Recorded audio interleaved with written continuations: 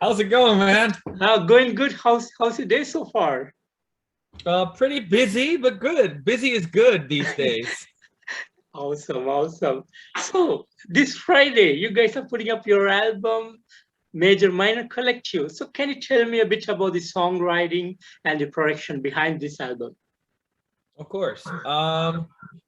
So as we all know, the pandemic hit. It hit everyone hard, and I mean, I don't even have to go into detail here, but I think what's the most important part about situations like this is how you handle it.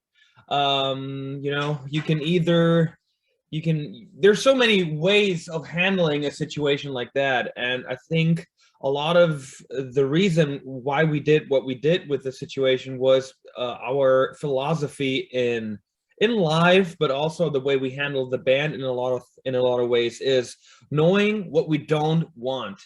And we feel like it is so important to know what you don't want. People often think it's so important to know what you want, but what happens is you get so narrowed in this one direction that you think you need to be going, you don't see the other possibilities on the way. Yeah. And so we were, like always, very open for anything that might turn out or come up. We know nothing will ever work out as planned, so why live like that? So all of a sudden the pandemic hit us. We were on tour, and so we drove home through the night, arrived at home the first time in years. We unpacked our bags because we play 200 shows a year all over, and that was all kind of a shock at first, but that shock very fast turned into creativity, because creativity loves situations like this. Your mind works different in these situations. All of a sudden you're like, oh my god, I have all these ideas because I'm stuck in the situation.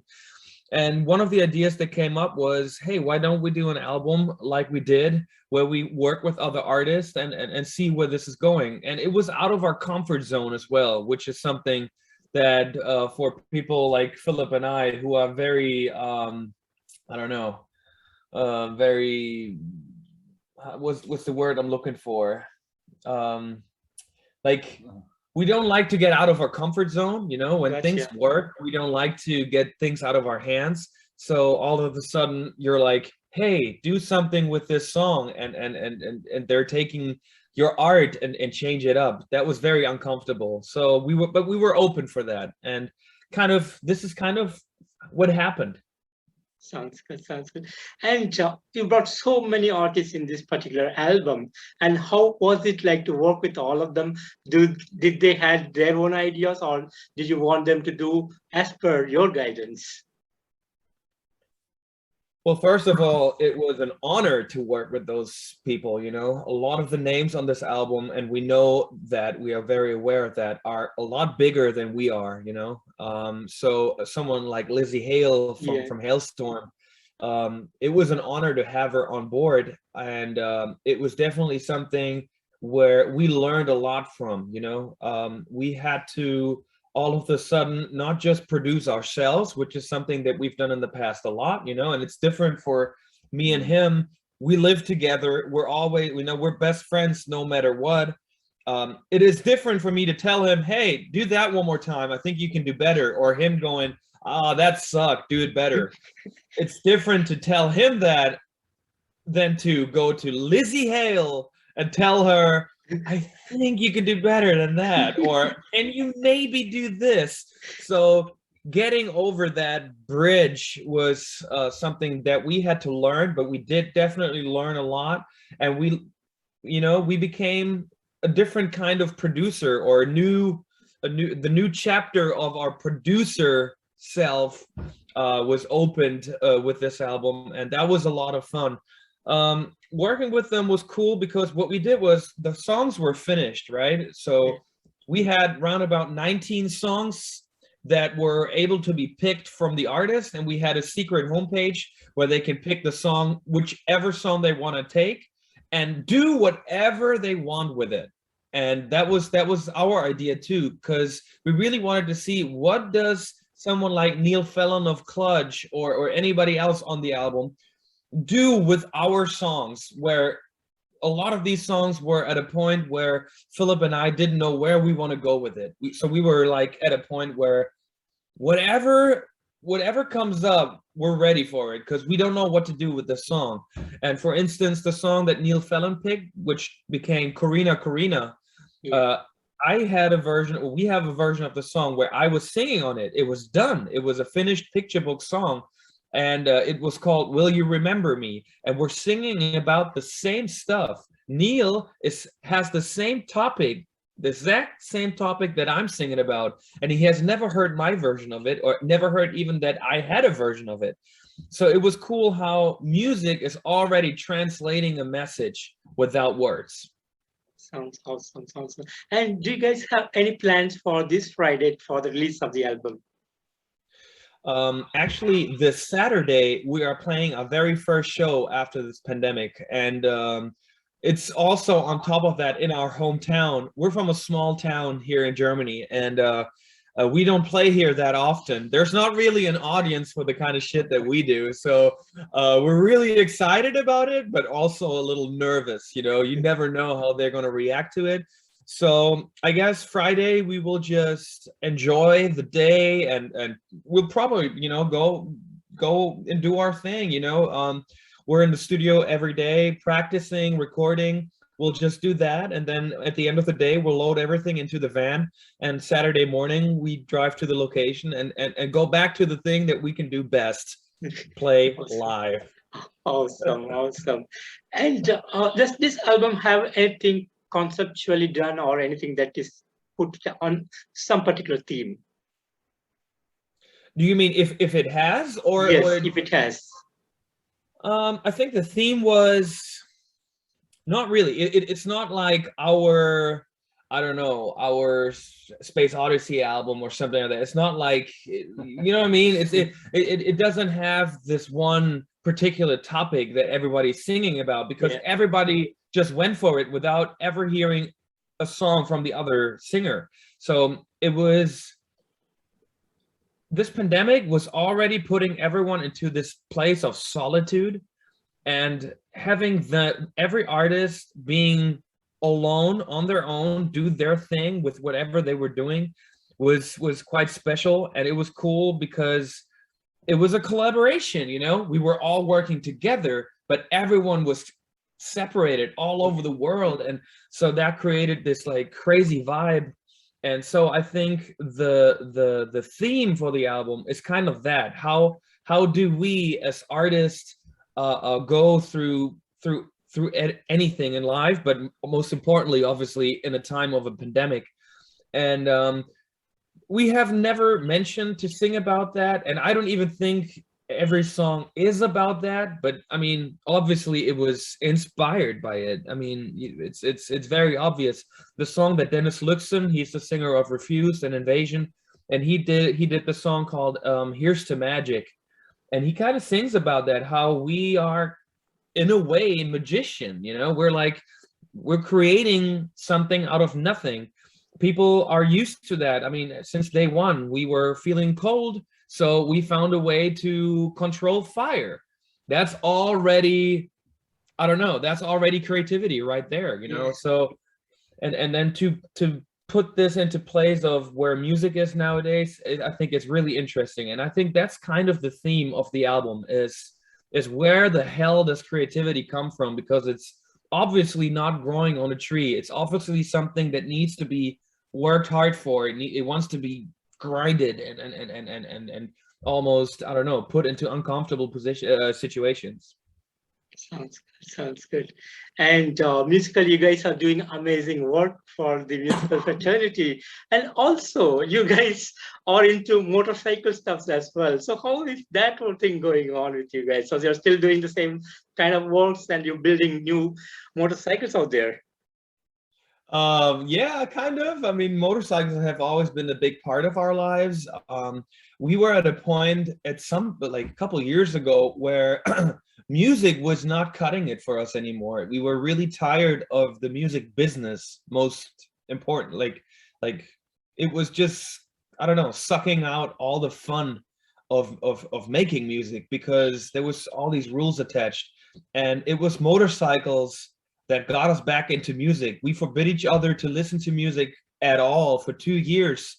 And in this time, we just kind of started building and riding motorcycles a lot more than we usually did. And we got really hooked to it. And all of a sudden, the vibe that you get from riding a motorcycle, being around motorcyclists and stuff like that, it was opening that door for music again, because we had a completely different approach all of a sudden. And it was you know, it was because of motorcycles. We had a different, I don't know, a different take on how to make music and how we want to make music. All of a sudden, we started not caring about the music business or what people think about what we're doing. We just went with what we were feeling was right. And it's something that when you're riding a motorcycle, it's something that every motorcyclist out there is familiar with, that feeling of just knowing that you know best what is right for you, and you need to stop fucking around with I don't know, being worried about what other people might think is better for you, because you know best what's the best for you. Absolutely. Awesome. Are you a motorcyclist? Yes, absolutely. Yes, yes.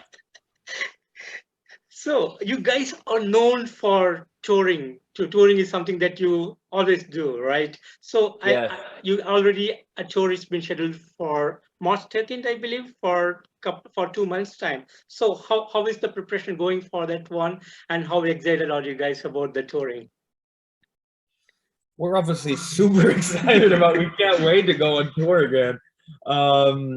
Yeah, so that's the tour. That's the European tour that's going to come up. There's an American tour coming up, but all of this is not 100% confirmed yet. I think everyone is super scared right now to confirm something 100%, because obviously, you know, in the past 2 years, everything had to be rescheduled so many times. And I think what is really what is the risky part right now is music business, especially live business, was already struggling big time. And then the pandemic came, and it obviously died right there and then. So whoever survived this pandemic now is at the lowest they've ever been. And they've already been super low, but they're like even lower now. And to now have more bands than ever want to play at the same time,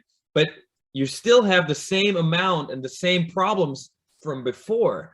That's the key. That's the hard part. How do we as musicians get people to the show, where there will be 10 times more show in every city the day that we're at that city, you know? So how can the Picturebooks, like, that's our issue right now. How can we as the Picturebooks be so important that night that you don't need to go to U2, The Cure, and whoever's playing also in the town, you know? So this is going to create a new vibe, and I am not excited, but I am interested in how this will turn out. Will people actually feel like, I don't know, they're more into going to live shows again, and it will all thrive and become a little bigger thing like back in the 90s or something? Or will it be exactly like it was in 2019? It will still be hard to get people to the show, and now it's the same amount of people, but more shows, so less people on every show. I don't know what, you know, there's so many possibilities.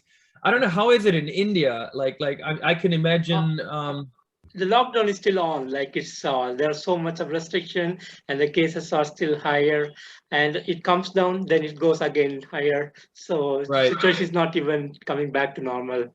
So we don't know. Yeah, I think it's the same, man. I think it's the same thing everywhere. I mean, right now in Germany, there's a lot of people that are vaccinated, but a lot of people are not doing it. And I'm not complaining, but it's creating this a super weird I don't know, a weird vibe. You never know who you're talking to, what their opinion is, and if I'm saying the wrong thing, they will start a fight. And so I try not to talk about it anymore, because it's like, I'm tired of it. I'm just so tired of it. I just want it to be over. Yes. And Finn, can you tell me why did you choose to name the picture books? Does it have anything related to your life or something? I would love to give you the coolest and most interesting answer, but the honest truth is, our first the first show we've ever played, the promoter gave us a call a couple of weeks before the show, and he's like, "I want to print some posters. I don't even know your band name," and I just out of nowhere said, "Oh, it's the Picture Books," and Philip goes, "What the fuck are you talking about?" Because I had him on speaker. I'm like, "Yeah, we're called the Picture Books," and I never thought about it before. It just struck my mind, and it was, yeah, it was the Picture Books from then on. Sounds good. Sounds good. And you've been on the road and making music for some time now. So can you share me some of the great times that you had over the years? There's a lot. Yeah, yeah. Where do you want me to start? I mean, there's so many crazy shit that is happening. I think let me I don't know. I mean, I could tell you about the small little things that happened, from crazy stuff where we got shot before a show while we were hanging out in the parking lot in New Mexico in Albuquerque, and this car drove by and just started shooting at us out of nowhere, and a bullet struck my arm, and I was bleeding, and I went up on stage, and Philip and I looked at each other during the show going, what the fuck just happened? Like, we weren't really realizing what was going on. And I mean, there's this kind of stuff that we can talk about, but there's also just all those friends you make on tour, all those memories that you're creating every second, the things that you see just from traveling. All I can say is it's the number one reason why we're doing music, you know? It's the one reason why we're out there doing it. We both have never learned to play an instrument. I can't play a single chord on my guitar to this day. It's just him and I. We had something going on in our hearts, and we used music as a tool to express what was going on in our hearts. And it was like a no-brainer. We kind of we're talking about what do we do now? We got this shit going on. We want to express it somehow. It could be a camera, it could be, I don't know, a pen and a piece of paper, but then we're like, music, man. We can travel, we can do what we love to do, and we can expand. Like, it's like, you know, we do all the videos, we do the photos, we do all the visuals that you see from us. It all goes through us as well. So that was the perfect mix. We're like making music, but we're also creating art in so many other ways, and that was why being in a band, and it still is why being in a band, is the coolest thing on planet Earth. Sounds awesome. Sounds awesome. And you guys have been known far and wide, like almost everywhere. People know about you guys around the world. Like, we have so many fans. You were making amazing music. So how does it make you feel about what you have achieved so far? Oh my God, I don't even know how true that is. It is crazy to have you from India right now, or the couple days ago we had Mexico, or a bunch of Latin American stuff, and then to be talking to all these people all over the world, having friends all over the world now. Like I just said, all that touring from everywhere in Europe, North America, Canada, it doesn't matter.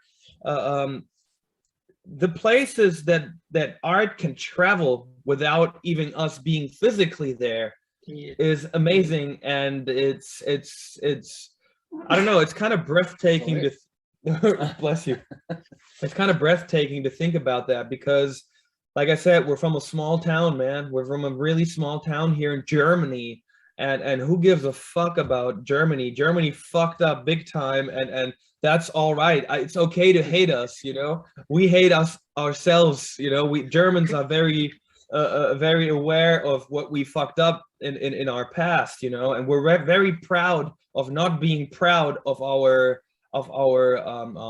country. You know, we've seen, as a country, we've seen where too much national pride, where walls, where all that shit leads to, and it's not a good place. It's something that I think is the most important thing. So going back to your question, I think it's something that we try not to get to our heads.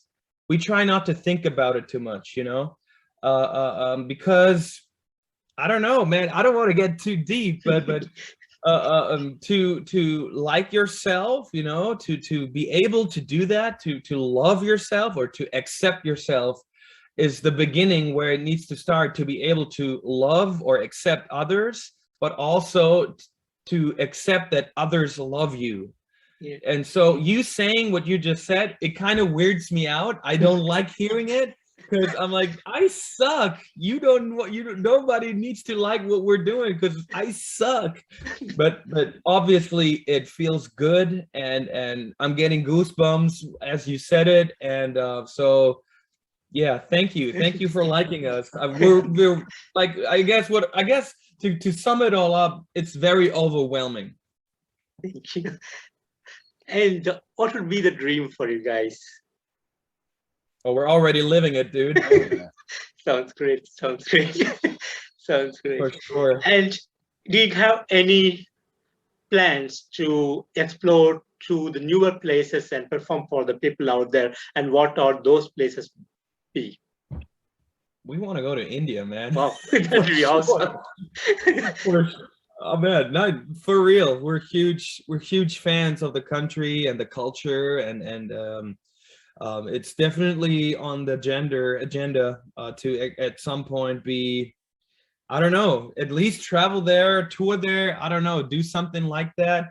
But we're open for anything. There's so many territories out there that we haven't toured yet, and that's cool. I think it's a weird feeling when you have actually toured every fucking place on earth. So it's good to have some spots that we have work ahead of us, so that's good. Yeah, we still have some places not everything off the checklist. Sounds amazing.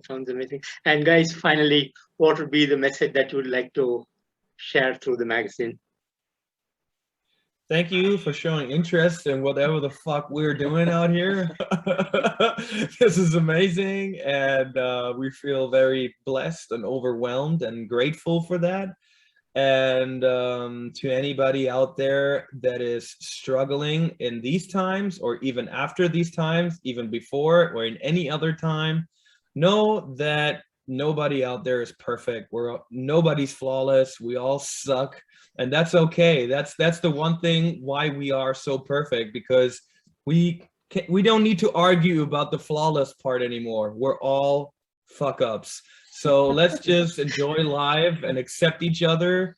And just because we as people have different opinions doesn't mean that we need to build walls between us. We still need to talk to each other and accept that you might be a right-winged asshole and I want to kick your face so badly, but I accept you for doing whatever you're doing out there, but I have a different opinion, and that's the only way we can find a connection, I think. Awesome for the wonderful message, Finn. And thanks, Finn, and thanks, Philip, for the time you have given me today. It was really a pleasure talking to you. And thanks again for the beautiful music that you are giving to the musical fraternity. Thank you so much for that. And you guys have a great evening out there. Thank you. Thank you so much. How do I say thank you? In my language? Yeah. Nandri. Say it again. Nandri. Nandri? Yeah. Wow. So, and that is, because I know in India, there's so many different languages and different dialects. And I live in the southern tip of the country in the Indian Ocean at the bottom. So here we speak a language called Tamil. Tamil? Yes. And so is this a bigger city that you live in, or? No, it's a very small town. It's a sea. It's surrounded by sea on all three sides, like a small island kind of stuff. Wow. Do you guys have waves? Like do you guys have waves? Can you surf? Surfing is not a thing that happens in India, but we do have we have quite a lot of beach. Anywhere you walk, any road you take, it leads to a beach here. Wow.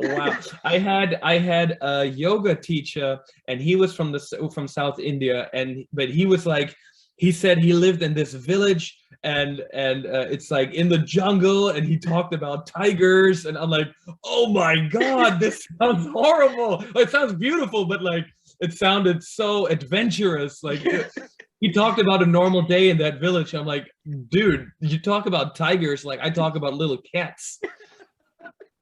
Really It was crazy. You guys should come here and visit here sometime. It's going, you will enjoy it here. Oh, I would love to. I would love to so bad. I would, yeah.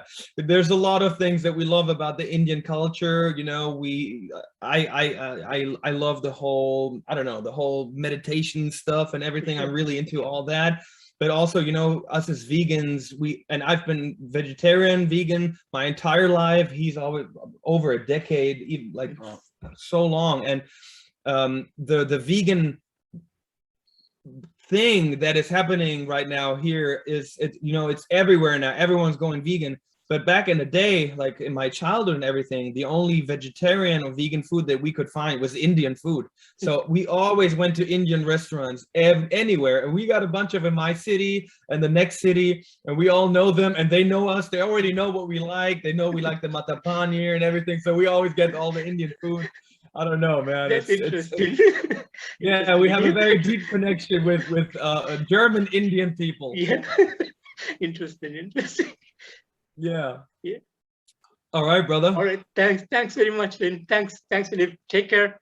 Nice talking to you. Hopefully we stay in touch. Have a good one. Absolutely. You too. Take care. Bye-bye. Bye.